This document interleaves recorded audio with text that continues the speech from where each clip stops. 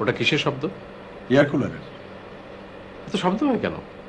অনেক পুরনো হয়ে গেছে তো, তোমার খারাপ লাগছে? হ্যাঁ, খুব খারাপ লাগছে। আমি সেন্ট্রালি এয়ার কন্ডিশন বাড়িতে থাকি। আমি ঠান্ডা লাগিয়ে অভ্যস্ত, ঠান্ডা শুনে না। চমৎকার কথা বলো তুমি ডক্টর আনিস। শিল্পী সাহিত্যিকদের সঙ্গে কথা বলার মজাই আলাদা। যেমন একটা উদাহরণ দিত। এই যেমন ধরো, এইমাত্র তুমি বললে যে ঠান্ডা লাগিয়ে অভ্যস্ত শুনে নয়। তা ঠান্ডা যে শোনাও যায় এরকম কথা কেবলমাত্র তোমরাই বলতে পারো। তা এখন বলো তোমার সমস্যাটা কি ডক্টর আনিস?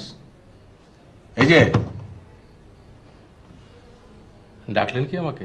তুমি কোথায় হারিয়ে গিয়েছিলে? জানি না তো। হয়েছে কি তোমার? আমার কি হয়েছে সেটা জানতেই তো আপনার কাছে আসা। তুমি জানো না তোমার কি হয়েছে? আমি যদি জানবোই যে আমার কি হয়েছে তাহলে আপনার এখানে আসা কেন? মজা মারতে, আপনার চেহারা দেখতে? Doctor Anis please please. আপনি একটা ফ্রড, হিপোক্রিট। আমি সব ব্যাটার বুজরুগি ধরে ফেলেছি। আমি আমি সবার চালাকে ফাঁস করে দেবো, হাটে হাড়ি ভেঙে দেবো, কাউকে কিচ্ছু গোপন করতে দেবো না।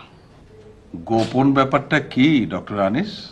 এই সংসার বলুন আর পৃথিবী বলুন, সবকিছুর ভেতর বার বলে একটা ব্যাপার আছে না? ইনসাইড আউটসাইড আছে না? আছে। 100 জনের মধ্যে 99 জন শুধু বাইরেটা দেখে। দেখে? হ্যাঁ দেখে। 100 জনের মধ্যে যে একজন বাকি থাকে, সে একজন কে জানেন? কে? সে হচ্ছে আমি। আমি হচ্ছি সেই একমাত্র ব্যক্তি যে ভেতরটা দেখে ফেলেছে। ভেতরটা দেখতে কেমন? জঘন্য, ভয়াবহ। যেমন? একজন কোটিপতি ব্যবসায়ী, তাকে জিজ্ঞেস করে দেখুন যে ব্যবসা কেমন চলছে। সে বলবে যে না, কোথায় আর, আজ ব্যাংকের ঝামেলা, কাল কাস্টমসের বায়নাক্কা, না ব্যবসা আর করা যাবে না। আপনি ড্রাইভার, তাকে জাস্ট বাদ কা বাদ জিজ্ঞেস করে দেখুন যে অমুক মিয়া গাড়ি কেমন চালাচ্ছ। বলবে না স্যার, গাড়ি চালায় আর সুখ নাই, আইস ব্রেকের গোলমাল, কাল গিয়ার বক্স নড়বড় করতেছে, গাড়ি আর চালান যাইব না। অর্থাৎ কোটিপতি থেকে ড্রাইভার যে যেখানে আছে ভালো নেই, কিন্তু কেউ জায়গা ছাড়ছে না। All hypocrite.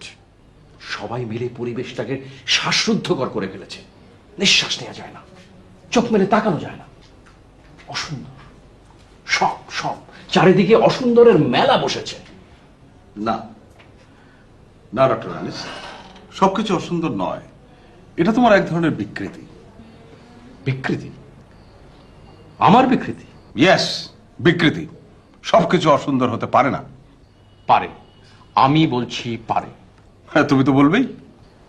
কেন বলবো? Because you are abnormal, pervert. মুখ সামলে কথা বলুন doctor Joardar. Don't shout doctor Anis. Shut up! আমি আপনার বাড়ির চাকর নই। I can throw you out of this room. Hold your tongue. কি হলো স্যার? এত গোলমাল কিসের? পেশেন্ট কি ভায়োলেন্ট হয়ে গেছে? Should I call the guards? কে আপনি? কি চাই এখানে? বেরিয়ে যান, নইলে টেলিফোন ছুড়ে মারব। Get out! Behave yourself. এটা কোনো গুন্ডামি করার জায়গা নয়, চুপ করে বসুন। হিমানি, তুমিও খেপে যাচ্ছ কেন? শান্ত হও। ইনি ডক্টর আনিস, আমার খুবই আপনজন। মিথ্যা কথা।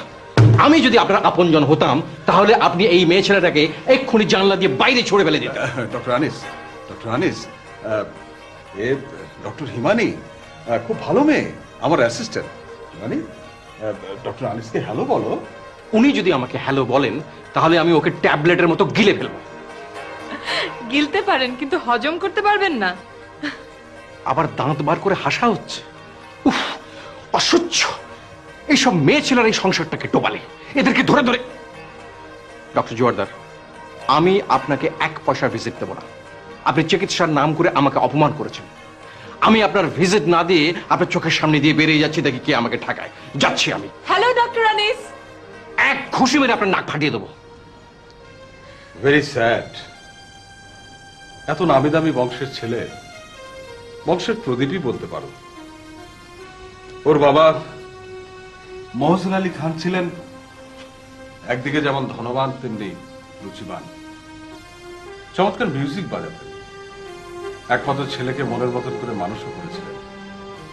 ডক্টর আনিস ক্লাসে কোনোদিন প্রথম ছাড়া দ্বিতীয় হয়নি।